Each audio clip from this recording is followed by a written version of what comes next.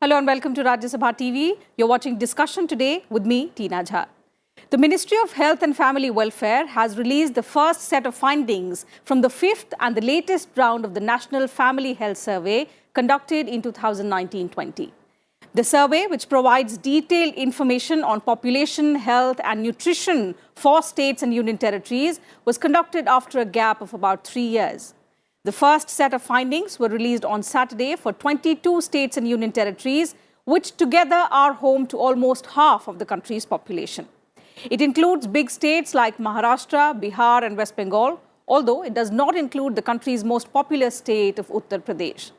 Now, as per the fifth National Family Health Survey, mortality rate among infants and those under 5 years of age fell in as many as 18 states and union territories out of a total of 22 that were surveyed, while 16 of them registered a rise in the percentage of under 5 children who are underweight and severely wasted. 20 states and union territories have recorded a rise in the percentage of children under 5 years who are overweight. While also the sex ratio of the total population has risen in 17 states and union territories, the neonatal mortality rate, which is per 1,000 live births, dropped in as many as 15 states and union territories, while the infant mortality rate and the under 5 mortality rate fell in 18 states and union territories. So on Discussion Today, we will be analyzing the key findings of the fifth National Family Health Survey, the areas in which substantial improvement has been recorded, and of course also those that require a great deal of attention. Joining me on the program today are Dr. S.K. Singh, Professor, Department of Mathematical and Demography and Statistics, IIPS. Welcome to the program, sir. And Dr. R.K. Srivastav, former DGHS, Government of India. Welcome on Discussion Today, sir. If I could begin with you, Mr. Singh, first. If you could analyze those indicators in which substantial improvement has been recorded, and then we could talk about further on in the program about the areas which require concern. Thanks, Ms. Shah. At the outset, I would like to thank you to give us the opportunity to present our viewpoint on key findings of NFHS 5. I am one of the principal investigators of NFHS 5, and fortunately, I have the opportunity to work as a principal investigator of NFHS right from 98-99, NFHS 2, 3, 4, and also 5. In my opinion, our Honorable Indian Minister of Health and Family Welfare on 12th released the key findings on 131 indicators. Okay. We are dealing with total of 412 indicators as a part of NFHS, but we have given the top line findings on 131 key indicators, and those indicators covering all the aspects, population, health and nutrition, paints a very impressive picture of India's progress in these dimensions. On most of the indicators, of course, you have already given a caption, not only you, but most of print media and electronic media in last 48 hours have been highlighting that issue, undernutrition, malnutrition and anemia issues. Okay. But they are ignoring some other important aspects also. We will try to, Dr. Srivastava is there who will definitely provide vital inputs in those data analytics. Sure. India is very close to achieve sustainable development goals on maternal and child health indicator. It is fertility measured in terms of TFR or contraceptive prevalence rate or unmet need of family planning or child survival. You have also touched upon that. In all these indicators, there is a tremendous progress even within a short span of 4 years. Reference period for NFHS 4 was 15-16. And for NFHS 5, it is 19-20. That is why I am saying 4 years. But some of our colleagues are eager to see similar changes, even in case of nutritional status of the country. That's how we will discuss that, what may be challenges in getting those. But these are in addition to that, Ms. Jha, even in case of women as agency, women's empowerment, decision making, access to bank, access to mobile, or reduction in spousal and domestic violence, all those, even household environment, Yes, better household household hygiene, amenities as sanitation, well. Hmm. yeah, all have improved considerably. That tells a very clear story that most of our flagship programs, most of our health programs are going in a right direction. But only question is, these results should be looked in a proper perspectives. If something is good, where it is not uniformly good across all subsection of the Yes, population. precisely. And this is one area which Dr. Srivastav could analyze upon further. Sir, there are several indicators which have been pointed out in the survey and which has been rightly put forth by Mr. Singh as well. Several indicators in which considerable improvement has been recorded.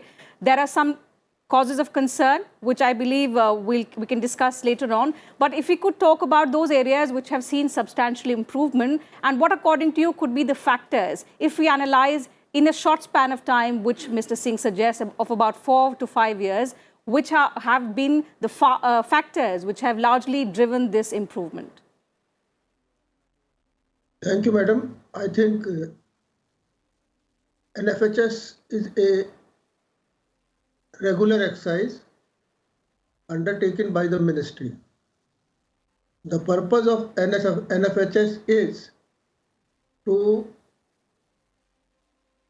evaluate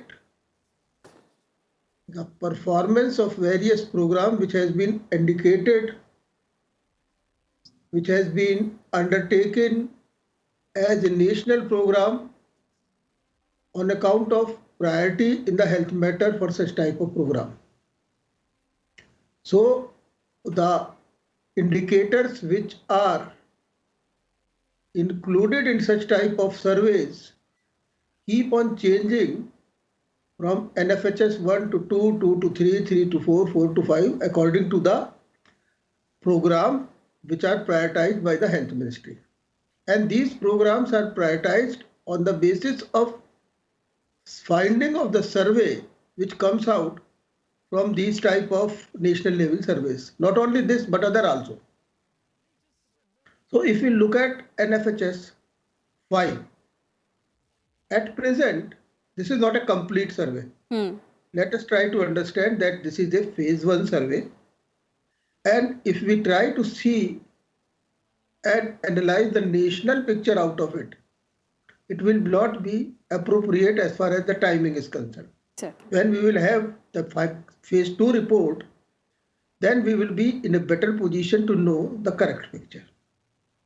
Number 2, the various indicators which has been included in this survey and highlighted by the Honorable Health Minister also, and the various indicators which has been included by the various experts in the NFHS survey reveals that around 1/5 of the indicators are prioritized as most important indicator which can give direction to the program. And in these indicators, if you look at the 3 major component which are included in the survey, we find 2 are doing well, but nutrition is not doing well. So this is the gross finding overall from this survey. Now, if we try to look at the reasons why some indicators have done well, particularly family welfare, particularly health indicator, then we have to look at it from the various indicators which has been committed by the programs which at present is operating as National Health Mission, subsuming all the programs having communicable diseases, non-communicable diseases, family planning and other things, and trying to correlate it with the indicators which are there in the Sustainable Development Goals and for which there is a commitment from the Government of India, Ministry for Health and Family Welfare, that by such and such time we are going to achieve these indicators.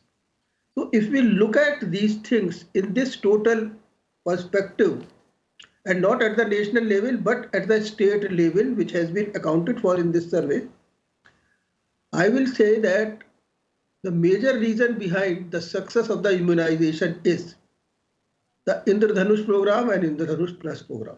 Okay.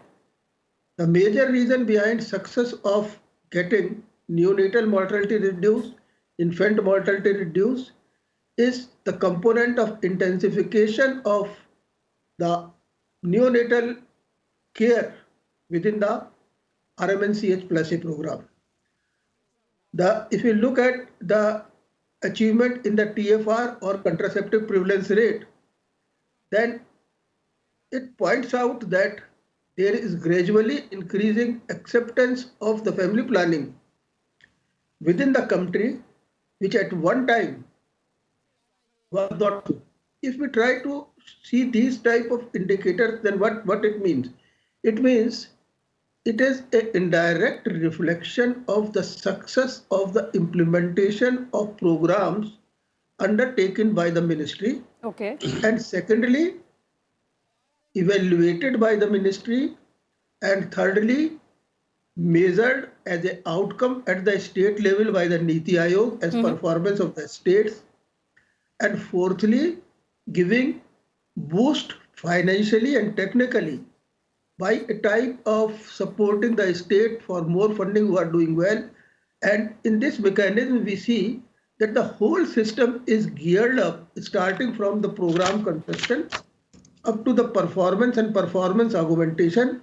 And indeed, the result is coming in the fifth survey, which says that these two issues, these two programs has taken forward in a manner which is expected from the program and which is in gel with the SDG targets. Okay, Dr. Singh, if I may come back to you on the issue of nutrition, because this is one area which seems to have been put forth as the most alarming one, as the biggest area of concern. So even if we say that, you know, it's the data is incomplete as of now and we cannot draw out a conclusive report, but based on the first round of findings that suggest that the share of children who were stunted increased in 13 states, while the share of children who had low weight for their height has increased in about 12 states that have been surveyed. Is this sort of showing a reverse in the trends that were shown in NFHS 4? Yeah, I would like to differ on this viewpoint. This time, between NFHS 4 to NFHS 5, our gap is only 4 years. Okay. And we are measuring stunting and wasting of children below age 5. It means around 20% over children are overlapping in these estimates. The first technical aspect is this. One should understand this. Second important point, you mentioned, you are counting, Tina ji, about number of states. Do you think that Gujarat, in case of stunting, the Gujarat figure 38.5 and 39.0, is there any difference? That difference, when within 2 months we will be providing a standard error of estimates, you will find that it is insignificant. There is no difference between 38.5 and 39.0. Maharashtra, 34.4 and 35.2. This is also not a difference. That difference will nullify when we will account for standard error in the estimates. And we will go from point estimate to interval estimate. Similar situation is Mizoram. Similar situation is West Bengal. I mean to say that only few states are there where stunting has increased. Otherwise, we used to say that it has not improved. Okay. Prevalence of stunting has not declined. And all of us are aware, Dr. Srivastava will agree with me, that stunting, which is primarily caused by chronic nutritional deficiency, cannot be addressed within 4 years period. We have started Poshan Abhiyan on March 2018. March 2018, we have started Poshan Abhiyan. We collected this data between June 19 to December 19. Then lag of the program was even less than 1 year. But not about 1 year. Within 1 year, we cannot anticipate changing those micronutrient deficiencies or chronic factors of malnutrition among children. That is why, whether our colleagues from print media or electronic media who are anticipating that this survey, which is with an interval of 4 years, where 20% overlap is there, from Poshan Abhiyan, exposure is only 1 year, 2 months. Number two. Number three, this is nature of stunting is much more chronic in nature. Not why should we expect drastic change? What we observed between 10 years. This is number one. Okay. If you look at the second point, wasting. Wasting is largely influenced by seasonal factor, acute factors. And whenever we are conducting a survey during June to December, half of the period is rainy season, where chances of diarrhea is much higher. That is why if you look at wasting figure, Kerala 15.7 in NFHS 4 and 15.8 in NFHS 5. Can you say that it has increased, wasting has increased? No. Similarly, Okay, Dr. Srivastava, let me get in your perspective. Statistical difference being pointed out by Dr. Singh, but this is a cause of concern. Apart from the Poshan Abhiyan, what else is being done? What other initiatives are being taken to, address this particular indicator? First is that the success in the nutrition sector is not as much as we have expected. That is one thing. The second thing we can say, we can publish it, print it, that the status of the nutrition in India is becoming worse and worse from 4th to 5th NFHS. There are three things which are seen in this. Number one is weight of the child, low birth weight. The second is the stunting, and third is the anemia. Now, if you look at the programs, anemia is a very old program. Kuposhan is just hardly about a year back, it has been started. Then we know the chronicity of the problem. And we know the newness of the program as far as the malnutrition is concerned. Anemia is a very chronic type of things. And the program for the rest of the stunting and the low birth, they have been started very recently. And if you look at the time span between the 4th and the 5th, it is quite short.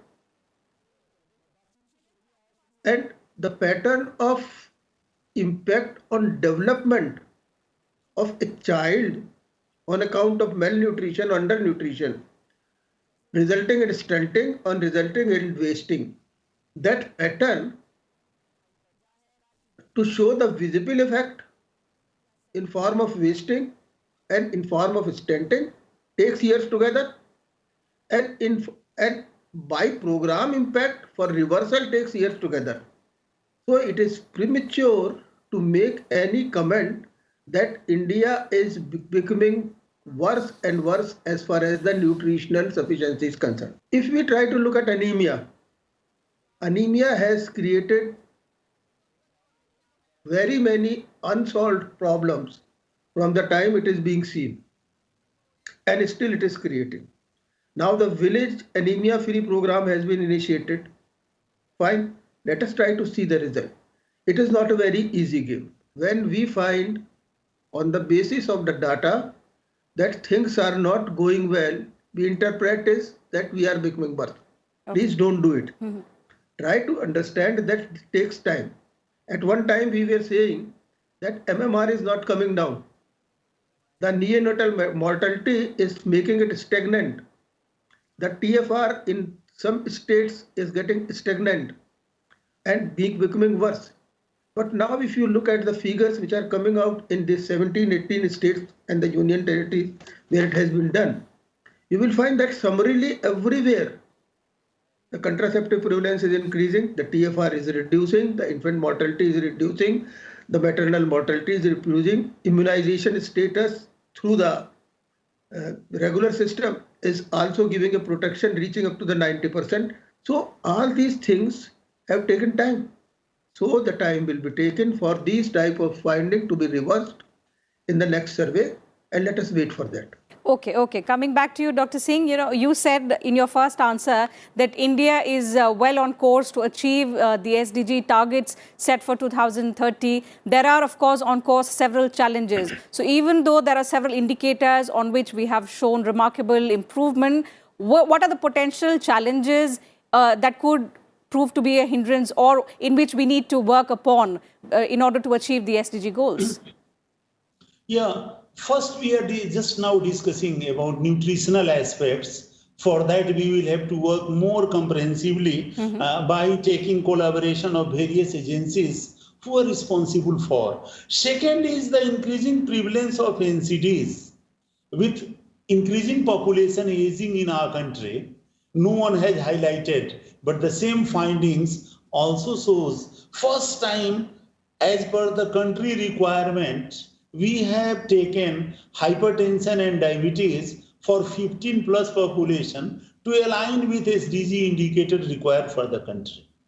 And state like Kerala, West Bengal, Tamil Nadu data is not yet, Karnataka, there are certain states, southern states mostly, or those states where population aging has already started, their prevalence of diabetes and hypertension both are going to pose serious challenge before the country. Okay. It means all three biomedical aspects, achieving anemia mukt Bharat, anemia free India, addressing NCDs like diabetes and hypertension. These are the three major challenges which I am visualizing before the country. That should have. And another important challenge we are facing, which Honorable Minister also highlighted when we were presenting the result to him, that our maternal health indicator has considerably improved in this country. Whether it's a question of ANC registration in first trimester, where mothers are getting registration card along MCP card also. Okay. Then 4 or more ANC and institutional births. All three has increased tremendously, especially after NRHM in 2005 onwards. But at the same time, with increasing institutional delivery, C-section deliveries are increasing. That was observed first time in NFHS 4 findings. Then Ministry of Health and Ministry of Women and Child Development in discussion proposed some name and same program. But because of some legal issues or something, that could not happen. And this time also, we are facing a challenge that has increased from 4 to 5 also. Again, it has increased. In some of the states, it is disproportionately increased. That is why there should be, this is the 4th priority area. These are the challenges, of course, that we face. But what is the action plan? What are the initiatives towards tackling these challenges? You see, basically, the data which is provided by the National Health Survey to us is not fully covering the NCDs. So, they will not be telling us the actual real-time situation of the NCD indicators. We have to have them as the benchmark for us to plan for future. The second thing is, naturally, the proportion of CD versus NCD, the CD is becoming less and NCD is increasing, and NCD are chronic conditions, NCDs are costly to treat, and NCDs have higher mortality if not treated and get complicated and further compound the cost of the treatment. So we have to plan it rightly.